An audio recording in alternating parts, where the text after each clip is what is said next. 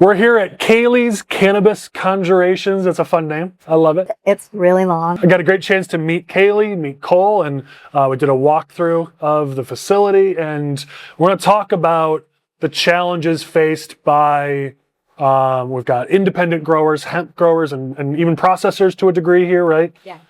And we're going to talk about the challenges they face, mostly at the state level, but certainly there's some federal challenges as well. And it's something that I really wanted to learn about. If you're going to be the governor of Illinois, you've got to understand all of the challenges in Illinois. And admittedly, this is an area that I came in and said, Kayleigh, Cole, I know nothing, please teach me. I know a little bit now, so this is exciting. But really, I'd like to provide this to the public too. One of the goals of our independent campaign is getting people involved and aware of things they maybe don't know. And there's so much I heard from you just over the last 45 minutes that I guarantee nobody in my network has any idea. So I really want to get you guys that exposure and get the conversation going. So as our local host, I want to let you start, Kayleigh, and just talk about what you do here and why it's so important. So I'm a small hemp farmer and processor here in West Central Illinois. I grow from like plant to like full end stage materials for my local community. And then I also participate in hemp research and education with a few different colleges. We're here in the facility. You're going to hear it as we go. But, see, nothing's fake here. It's all real.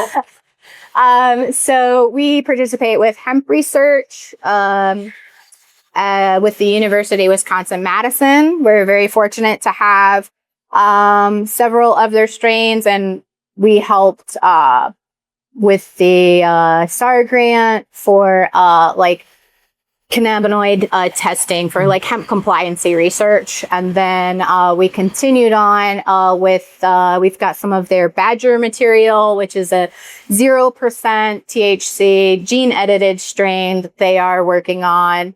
I believe I'm the only producer in the entire United States that is able to grow and sell that material because of the relationship we've had with them since I opened.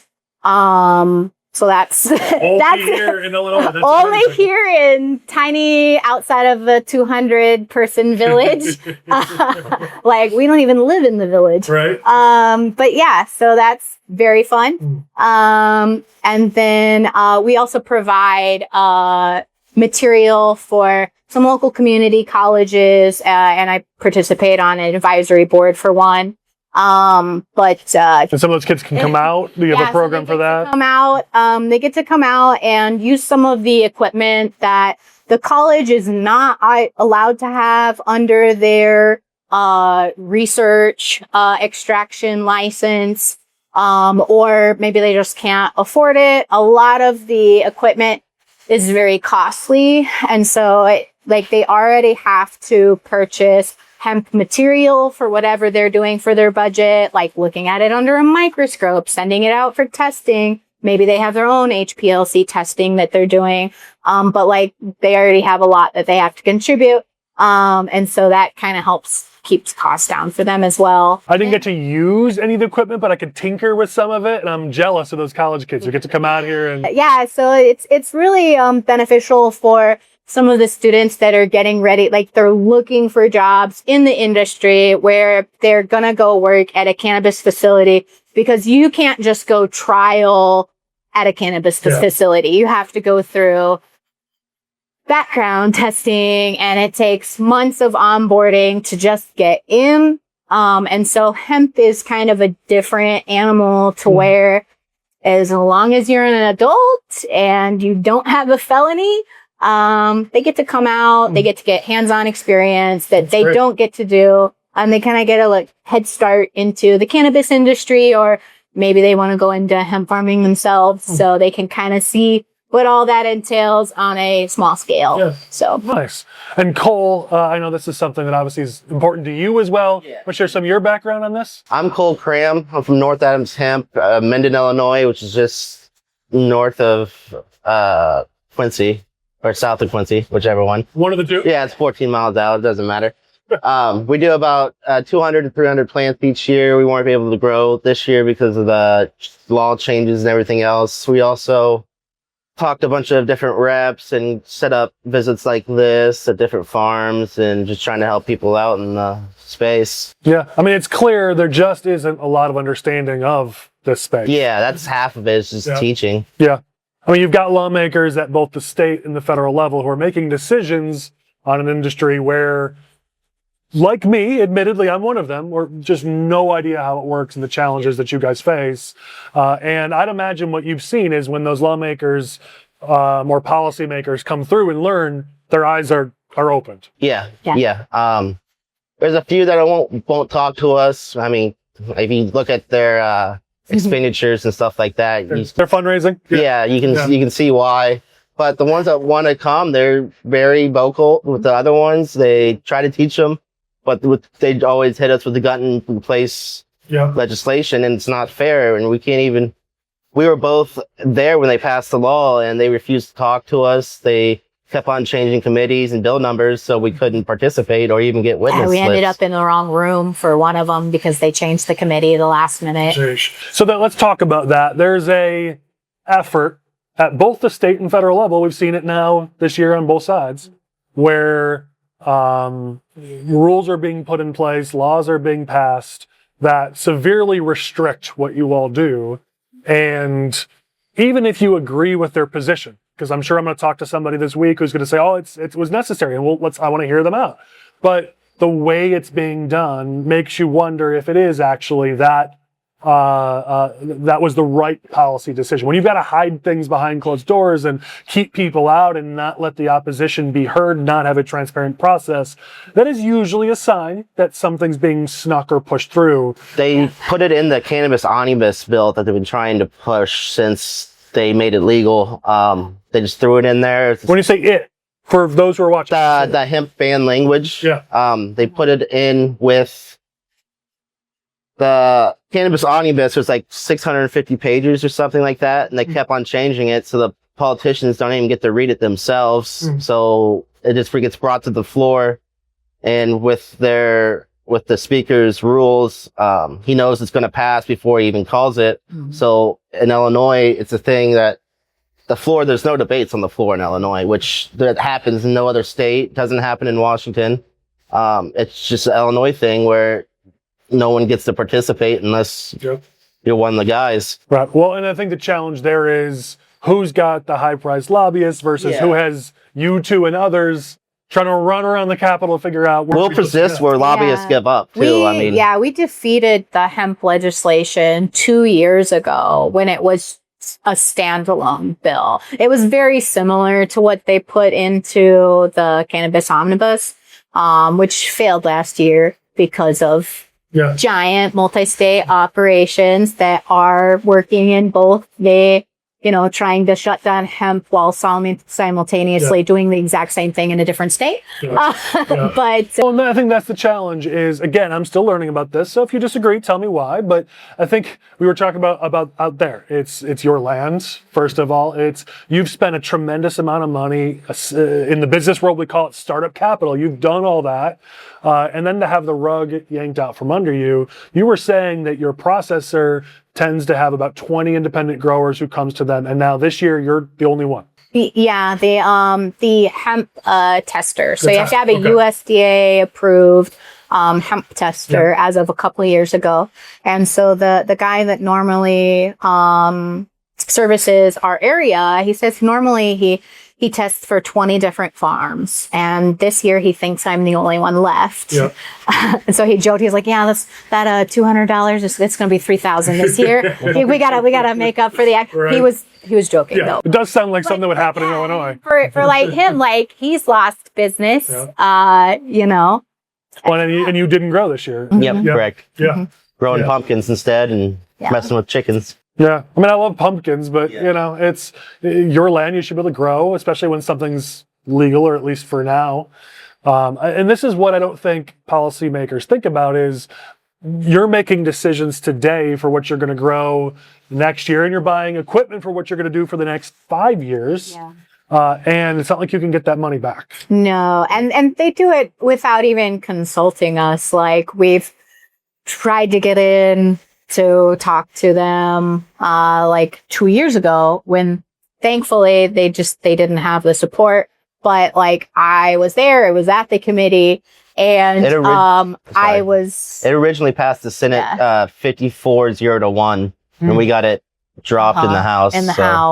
That was pretty cool. But yeah, so at the Senate committee, like, they didn't even call. I mean, I was there, and they asked, like, who's here that represents the hemp industry? And so I was like raising my hand in the back, like, hey, I'm here. I want to talk, because as a small, like, hemp processor that, like, I grow it, I process it, like, I'm the one who's making these products. Like, the people that they had speak beforehand were all like big industry. It was beverages. It was people that were probably doing things the wrong way, and on a couple areas. And then it's like, okay, but you're not listening to like the actual farmers and producers that are making it, that is a majority of the Illinois industry, who is doing the testing, who, you know, is making sure it's not being sold to children, who is... And those are the stories they use, are the bad actors, which we certainly, none of us agree that where you're taking those products and you're illegally marketing and selling them to children. And so that's what they use to say, well, you know what, let's just crack down. But there's so much of this industry that has nothing to do with that. And you've told me so many stories today, and as many as you're willing to share, we'd love to hear them here on camera, of people whose lives are helped. You, I mean, you were walking around, you didn't have to use a wheelchair with me today because of these products that you grow and sell. You mentioned an Amish community that they would only get this from you. They couldn't get it from somewhere else because they don't have the IDs. And the IDs, but the association around cannabis in general versus hemp, and then also just being in the local community, building relationships with different communities. There's that trust there. And so they're like, we know a little bit about hemp. Like, we trust you enough to like try this. And so like, if I go away, they have no access, because one, they can't go into a cannabis dispensary because religious purposes, but then also like some of the IDs and things that they would need to go there, like they don't have. And then like, there's nobody else making these products. Well, that's what I want to get into they would they lose access. That means the person that relies on it's a CBG oil. He will go back to how he was before he was able to get the product, which was he wasn't able to work. He was in a tremendous amount of pain. He'd already went through surgeries for the condition he had without help, was on medication that without help, and found me. And now, like a year and a half later, his life is completely different. He's been able to go back to work full time, and he doesn't have pain anymore. And, you know, he's one of those regular customers that they continue to get products. And he's like, I can't live without it. If I miss a dose, I know, and it's not good. But this is what I learned. One of the things I learned today is you guys are such integral members of the local community, because you will buy strains or work to figure out the right strains for people to manage their pain, to manage their health issues. And I learned today just how many different strains there are. Again, being as someone who doesn't understand this industry, I just hear hemp and think whatever, it's hemp. What people need to realize is there's basically almost an unlimited supply. Would you say millions, basically? Yeah. And so when you're in the local community, if you're a big grower or a big whatever, an MSO or a conglomerate, you're going to do the most common strains, and that's fine. But for you, you know the members of your local community. You can grow what they need, which is, you know, a special thing. And that's that sort of hometown community feel that we should be celebrating. And that's something you can do because you're small. Yeah. And, you know, as a processor, like, I have the ability to make custom orders for people. So like, not only just make custom, like get custom varieties that they have available to them, but like also the end use product. Yeah. So The concoctions that you do. yeah. So I recently, my topical that's very popular. It's probably my highest seller. I had someone that's interested, but it has a component in it that they're allergic to. And I'm like, well, I can make it without that Yeah, that's awesome. and give it to you just without that component you're allergic to. And like, that's not something that they can do at, local, even CVS product or the local dispensary CBD product. Like, they can't do that. They're like, oh, I'd love to use that, but like, I can't have this product, or I'm vegan. Do you have a vegan variety? Yeah, I do. I do. So, and I think you've said this too before, Cole, that you've got these local growers, independent growers, and it just seems like there's a concerted effort to shut you guys down. I mean, you know a lot more growers than I do. I mean, what's the feeling? I would assume that you start to feel like people are just going after you and targeting you. Yeah, exactly that. I mean, Pritzker called us a well-funded lobby once when we beat him 2 years ago. But you look really well funded. yeah, I know, right? Bunch of people in the hempers in the Capitol. Yeah. I mean, I think there's also this understanding of getting past the alarmism and getting past the stigma that comes with it, where there are people who think cannabis, they think weed. Yeah. They don't think about hemp as a completely different thing, or CBD or CBG. And what's a message both for me and for anyone who might be watching about how you are very different from weed, from somebody just smoking some marijuana? I mean, that's not what's happening here. Could you share some of that? Either one, you want to start, Cole? Well, first of all, a lot of the confusion comes from the word cannabis, because it's the whole genome of the plant. Mm-hmm. And the word marijuana has racist terms to it, because it was originally invented to make the hemp and cannabis plant to seem more Mexican. So it would get voted down 100 years ago. Huh. So a lot of confusion comes from that, because the marijuana places want to call it cannabis, and then they say only THC is cannabis, and that's not science backed. Mm-hmm. It's a whole thing. Interesting. They want to deny science, but want to tell us to trust the science at the same time. Right. So Yeah. we don't really. But you guys it's clearly much different. I mean, looking at the products that you sell and the people that you help. Yeah, so I think for the THC cannabis products, a lot of what sells now is like, well, what's the highest THC percent you got? While some people, yes, do use recreationally or medically for THC, a lot of the things that sell there are, well, what's the highest percentage, Mm-hmm. And that's not really how hemp, that's not really how, like CBD and CBG varieties operate. Because higher isn't always, higher amount isn't always better. Yeah. A lot of those compounds, they actually work, they're very beneficial at low doses. So, which is kind of different from THC, where people are consuming a product and then continually need to consume more to get the same feeling. CBD and CBG don't work that way. They actually help to modulate like your receptors and like keep your like if you consume THC too, CBD and CBG help to keep your tolerance lower so that you don't get that, well, I have to keep changing the variety or using higher percentages. Like there's the whole entourage effect too, with all the terpenes and flavonoids. Mm-hmm. So 25% might be stronger for you than like a 32% or a 33, just because there's all the mixtures of different cannabinoids, like minor cannabinoids and flavonoids and terpenes. It's just a mixture of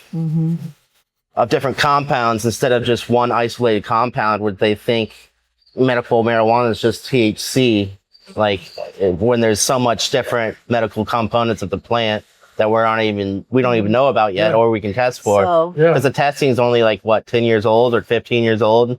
So we're so far past testing, it's just hard. And so hemp is more about consuming a product that's a therapeutic dose that like you're not going to feel different. Yeah. You're not going to feel altered at all. We were You're saying going to that be yourself. You're no going to be able to go and intoxication. you're going to be able to go and drive and operate Yeah. heavy machinery and not feel intoxicated at all. Yeah. On a, CBD or CBG product.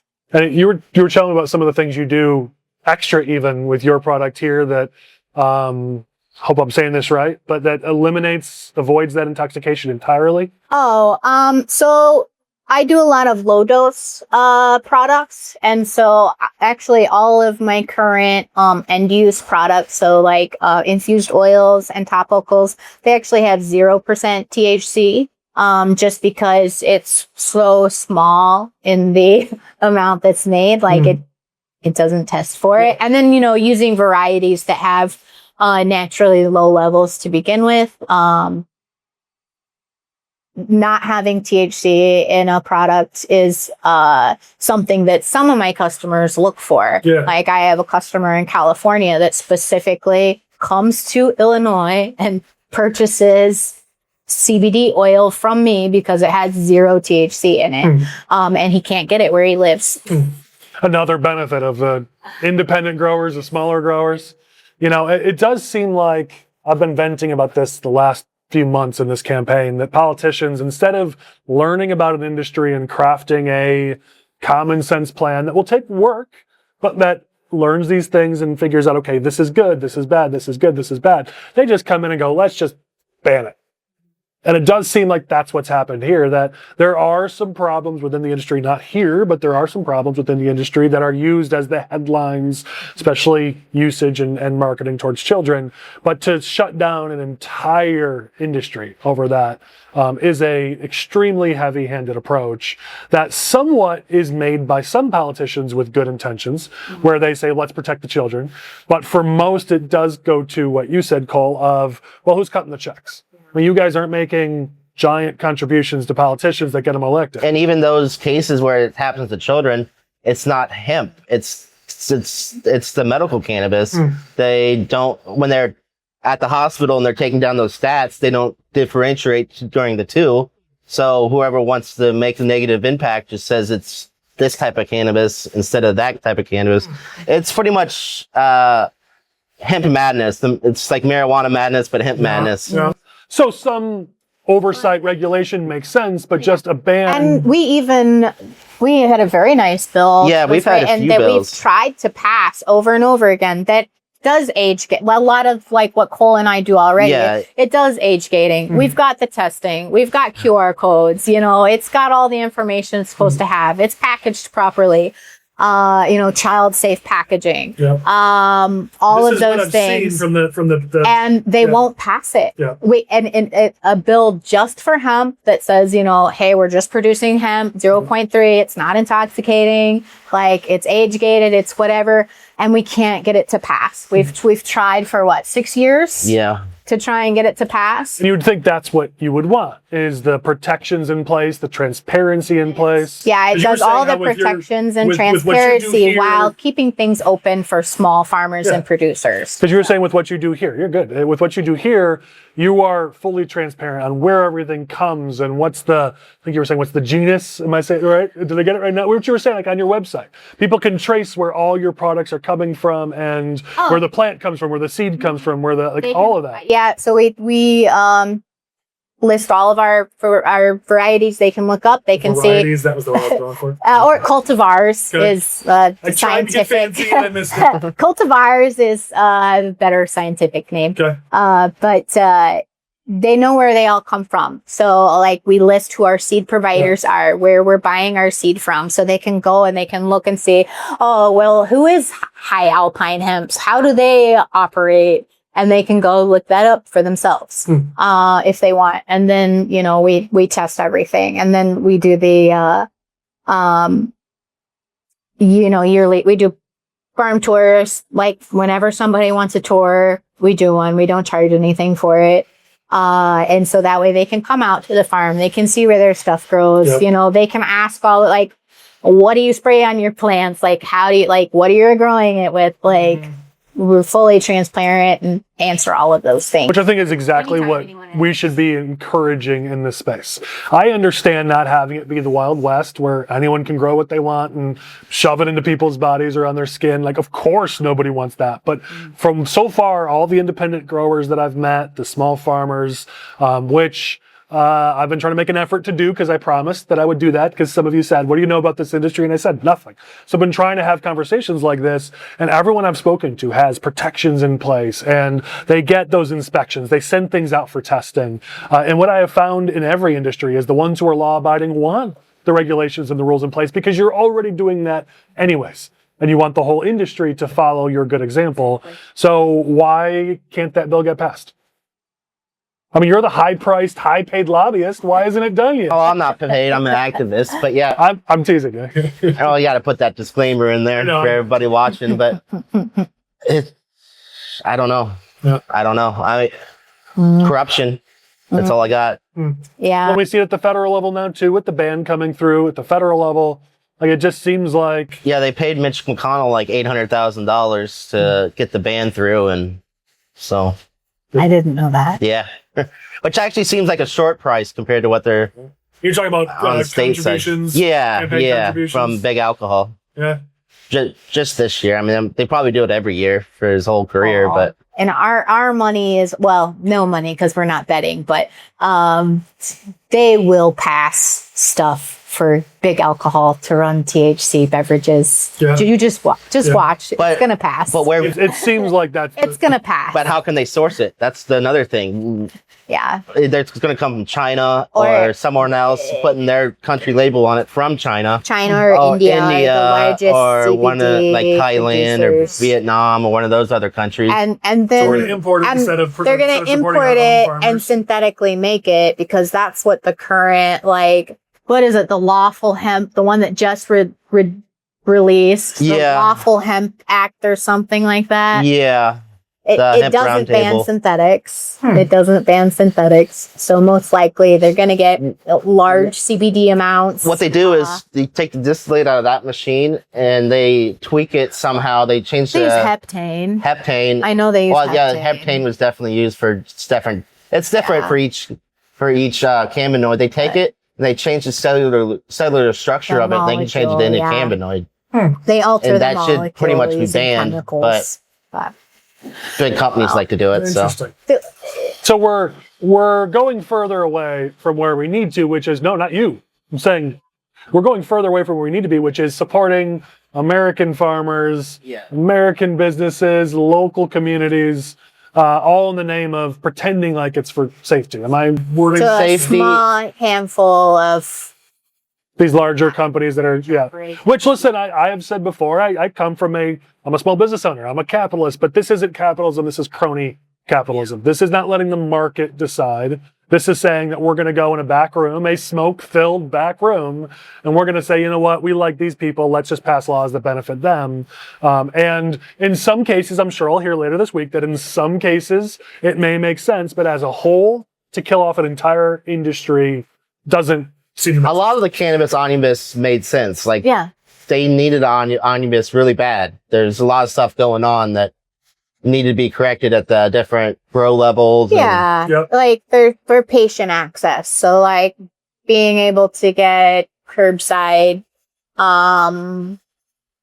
Curbside, the curbside delivery thing where curbside you can just delivery pull up. for patients. You should be able to deliver it to your home. It's, Yeah. I mean, you can So do that that with alcohol, and people who alcohol can't get out of has- their vehicles or Yeah. alcohol walk has very no well. medical benefits, but you can get it anywhere. at making And- sure patients are prioritized, increasing limits, Okay. getting rid of some of the things at the like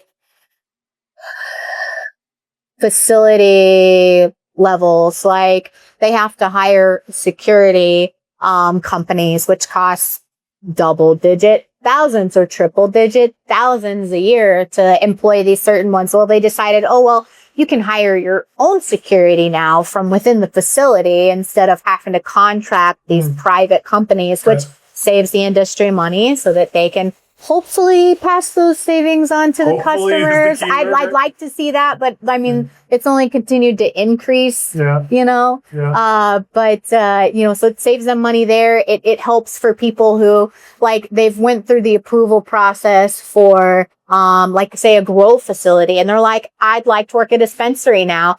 They can do that with the new omnibus bill, whereas before they would have had to go through the process all over again. It takes 6 months to potentially a year to go through all the onboarding, and they have to do new testing and so they don't have to do all that all over again because they've already been approved to work in the There were industry. definitely some good things coming So together there were in a this. lot of good things. And the companies are making millions and millions of dollars, and they don't take care of their workers at all.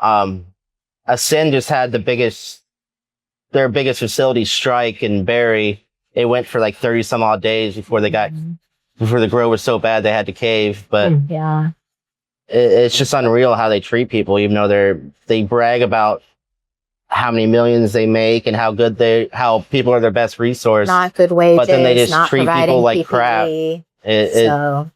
It's crony capitalism, Yeah, like when you're you saying. don't have true competition, Yeah. there's no reason. And the competition that they do have is just one of their other companies. So, I mean, GTI owns more grow space than the whole craft industry in Illinois. That's only one company. One of the four, right? The four major ones. Yeah.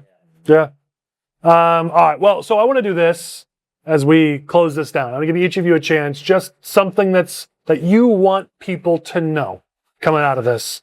And you know, if for people like me who just don't know enough about this industry, about what you guys do, what's the major thing you really want people to understand? And Cole, I'll have you go first. For me, I just want the regular people to get in contact with their national reps so we can get this federal thing taken care of.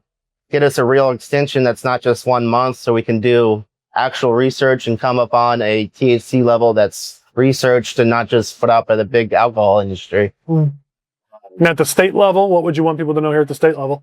At state level, it's just so much corruption going on. I don't even know where to start. Yeah. What about you? Yeah, I think, you know what Cole said, like getting a hold of your representative at both the state and the federal level to let them know about. And if you say let them know, what is it you want them to let them know? You see what I'm saying? It's not just because they might be like me. They might be willing to make that call or send that email. What is it that they're supposed to be saying? Well, funny you should mention that. So on my blog, I've talked about the legislation, and so it's in there. What's the blog? Go ahead and say it. It's all right. So it talks about some of the legislation things at the state and federal level. It also lists bills that they could call and tell their senators to support.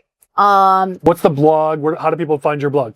So they'd go to www.kayleighscannabisconjurations.com. Okay. It's really long, but Kayleigh's I think people can figure it out, right? CEILIDH. Okay. It's Gaelic. And you will find it. Okay. And you will find it. I'm also on Facebook and Instagram and Now you're all over the place. Cole Cramm, CRAMM, right? Yep. So they can find you. North Adams Hemp. Adams Hemp. But so it lists some of the legislation at the federal level that like actually would help the hemp industry. That bills that I think they should support, based on how the hemp industry works. Like we mentioned, like they're making laws that they're just not based in science, and they don't, they're enforcing in ways that they could be enforcing differently. We really need to keep the full spectrum products. Yeah. Even the biggest proponents of the bills for the THC bans say we need to keep the full spectrum products, but it never makes it to the legislation. Mm-hmm. So, but yeah, full spectrum products, 0.3.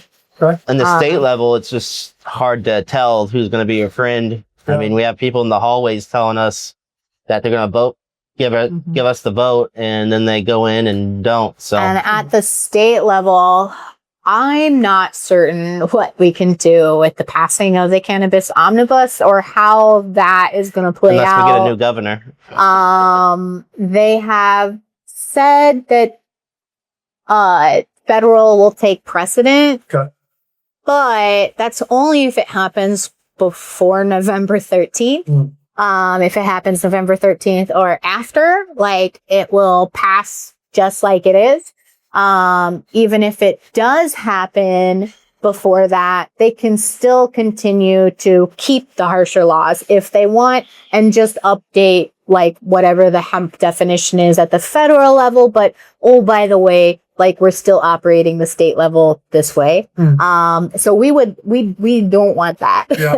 But I also imagine it makes it really hard to make decisions. We were just talking as we were going through your field there, that you've got some plants that might not be fully ready to be harvested by a certain date, but you're going to have to just. Yeah, will be harvested and they'll be dried, but I won't be able to sell any of our field, even though the majority of the variety we planted are 0% THC.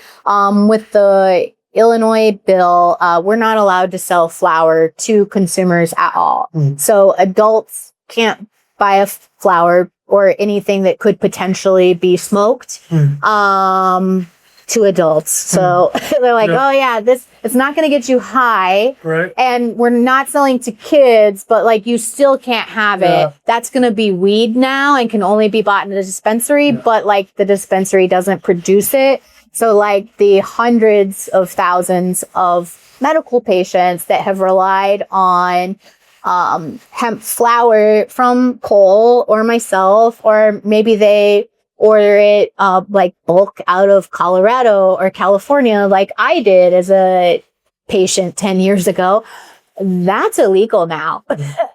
Will be illegal as of November 13th. They will be able to buy no CBD or CBG flower products, even if they are compliant with the federal law in Illinois at all. And so like, I don't know how that's gonna play out. That's gonna stay. But like, they should absolutely in the state be contacting their lawmakers and telling them that they want to add an amendment during the veto session to. Seems like that's our shot. To have access to flower for the many people that like to infuse their own products, or like if they're an adult, like they should be able to do what they want with it. And then I would love to see licensing fees come down. I don't see why they settled on the magic $5,000 licensing fee and having a commercial kitchen when you're not producing food. Hey, you were saying they're just going above and beyond what is even like required by, cottage kitchen license and farmers markets, which our state has said this is safe. It doesn't pose an extra risk. Like a lot of these small producers like myself, we're doing the testing. Our products are safe. Like, why are we adding thousands of dollars in licensing fees on top of the thousands of dollars that it already costs us to do testing? And you just mentioned you're going to have a commercial kitchen now, which means changing your the layout. I'll have to add water. I'll have to upgrade HVAC. HVAC, you were saying, Yeah, all added costs they've put on these small growers when you said you barely break even as it is. Yeah, which is why out of the 20 that this testing guy, 20 people that planted, only one actually was crazy enough to do it. All right. Well, this has been long enough. I hope everybody watched through this. We're going to keep the conversation going. I'm going to keep learning about this. I really appreciate the time you guys both took today trying to help me figure out what the heck is going on here. And I can pledge to continue this as a candidate and even well beyond November 3rd, because what you guys do is important and you deserve to be heard. So thank you. Thank you.